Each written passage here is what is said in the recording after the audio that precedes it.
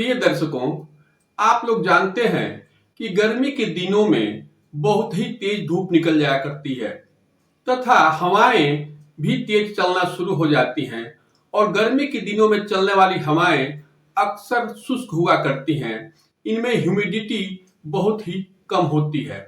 ऐसे मौसम में जब भी कोई व्यक्ति किसी काम से बाहर निकलता है तो ऐसे लोगों में लू लगने की संभावना बहुत ही ज्यादा होती है।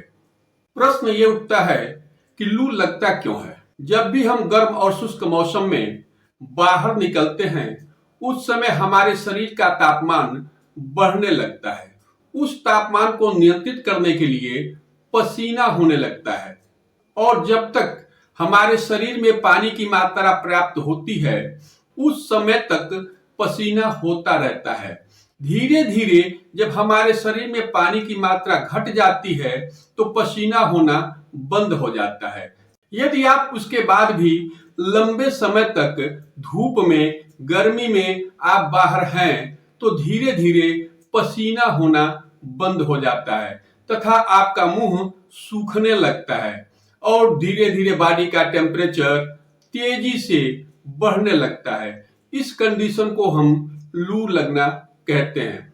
इस प्रकार आप समझ गए होंगे कि जैसे ही शरीर का तापमान बढ़ने लगता है उस तापमान को कम करने के लिए पसीना होने लगता है और पसीने के द्वारा जब शरीर से पानी निकलने लगता है तो उसके कारण हमें डिहाइड्रेशन हो जाता है और जैसे ही डिहाइड्रेशन होना शुरू होता है तो सबसे पहला सिम्टम ये आता है कि उस व्यक्ति का मुंह सूखने लगता है, उसे प्यास लगने लगती है। दूसरा सिम्टम कि उसे अब पसीना नहीं हो रहा है, क्योंकि जब पसीना नहीं होता है तो उसके शरीर का तापमान बहुत ही तेजी से बढ़ने लगता है। उसके साथ ही साथ उसे मिचली आने लगती है, उल्टी होने की संभावना बढ़ जाती है, उसे चलने में चक्कर आने लगता है। इस तरह के सिम्टम उसमें मिलने लगते हैं। ऐसे व्यक्तियों में खून भी गाढ़ा हो जाता है और खून पर्याप्त मात्रा में शरीर के विभिन्न अंगों में नहीं पहुंच पाता है, जिसके कारण उसे मिचली आती है, उल्टी होती है, चक्कर आने लगता है, शरीर का नियंत्रण कमजोर होने लगता है। इस प्रकार का जो सिम्टम होता है वह डिहाइड्रेशन के कारण ही होता है। लू लगने के आप कारणों को तो ठीक ठाक से समझ ही गए होंगे। इसके लिए सबसे बेहतर तरीका यह है कि आप गर्मी के दिनों में पर्याप्त मात्रा में पानी लिया करें तथा ऐसे फलों का प्रयोग करें जिसमें अधिक से अधिक पानी होता है। तरबूजा, खरबूजा, खीरा और ककड़ी, इन सब चीजों का आप ज्यादा मात्रा में प्रयोग करें। होम्योपैथ में प्रिवेंटिव मेडिसिन के तौर पे ग्लोनाइन 30 का प्रयोग किया जाता है। आप इस दवा की 2 बूंद मात्रा बाहर जाने से पहले ले सकते हैं, जिससे लू लगने की संभावना काफी घट जाती है। इसके साथ ही साथ आप प्रचुर मात्रा में पानी भी लेते रहें। यदि इस कार्य को आप करते हैं तो आपको लू नहीं लगेगा। आगे इस वीडियो में मैं कुछ उन दवाओं के बारे में चर्चा करने जा रहा हूं जिन दवाओं का प्रयोग लू लगने के बाद किया जाता है। पहली दवा एकोनाइट 30। यदि किसी व्यक्ति को लू लग गई है, उसे बहुत ही तेज बुखार है, उस बुखार के दौरान उसे पसीना नहीं हो रहा है तथा बहुत ही तेज उसे प्यास लगी हुई है, उसके साथ ही साथ ये बुखार अचानक हुआ हो और उस व्यक्ति में बहुत ही ज्यादा चिंता, घबराहट और बेचैनी हो, इस तरह के सिम्टम हैं तो उस व्यक्ति को आप एकोनाइट 30 की 2 बूंदें 2-2 घंटे के अंतराल पर दीजिए। इससे उसका लू लगना ठीक हो जाएगा। लेकिन यदि ये सिम्टम हो और उसके साथ उस व्यक्ति में बेचैनी, घबराहट इत्यादि न हो तो ऐसे व्यक्ति को हम एकोनाइट के जगह पे आयोडम 30 नाम की दवा का प्रयोग करते हैं। इस दवा की भी 2 बूंदें 2-2 घंटे के इंटरवल पे देना चाहिए।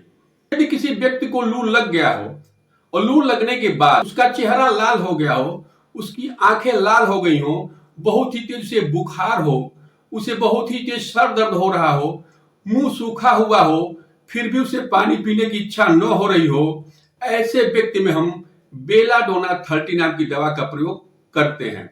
इस दवा को हम 2-2 घंटे के इंटरवल पे देते हैं। चौथी दवा ब्राइनिया 30।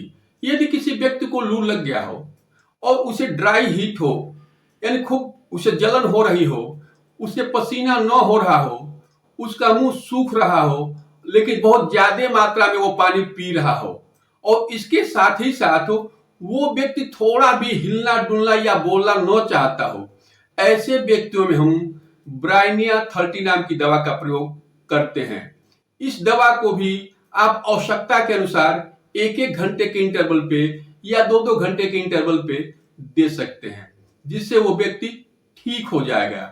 यदि मुंह सूखा हुआ हो, उसे खूब प्यास लग रही हो और वो पानी ज्यादा मात्रा में पी रहा हो, लेकिन उसमें इतनी सुस्ती न हो जितना कि ब्राइनिया में होती है, उस कंडीशन में हम ब्राइनिया के जगह पे नेट्रामूर 30 नाम की दवा का प्रयोग करते हैं। इस दवा को भी आप आवश्यकता के अनुसार 1 घंटे के इंटरवल पे, 2 घंटे के इंटरवल पे या 3 घंटे के इंटरवल पे 2-2 बूंद दे सकते हैं। यदि किसी व्यक्ति में लू लग गया हो और लू लगने के बाद वो बहुत ही सुस्त हो गया हो, उसे हिलने डुलने पे बहुत ही दिक्कत होती हो, वो अपने शरीर को नियंत्रित नहीं कर पा रहा हो, उसे बहुत ही ज्यादा कमजोरी का एहसास हो रहा हो और वो सुस्त पड़ा हुआ हो तथा उसे प्यास नहीं लग रही है, तो ऐसे व्यक्तियों में हम लू लगने पे जेल्सिमियम 30 नाम की दवा का प्रयोग करते हैं। इस दवा को भी आप 2-2 घंटे के इंटरवल पे देते हैं। सबसे इंपॉर्टेंट बात यह है कि यदि किसी व्यक्ति को लू लग गया और उसका टेम्परेचर 104 फ़ारेनहाइट से भी ऊपर चला जा रहा है, ऐसे कंडीशन में दवा के साथ साथ आप ठंडे पानी से पट्टी देना जरूर शुरू करें। यदि आवश्यकता हो तो ऐसे व्यक्ति को आप पूरे शरीर को ठंडे पानी से पोंछ दीजिए और उसके बाद आप इन दवाओं को देते रहिए। यदि इस प्रकार से आप करते हैं तो लू लगने की बीमारी बहुत ही जल्द ठीक हो जाएगी। प्रिय दर्शकों, यदि आप लोगों को मेरा ये वीडियो अच्छा लगा हो तो लाइक करें, शेयर करें और सब्सक्राइब करें। धन्यवाद।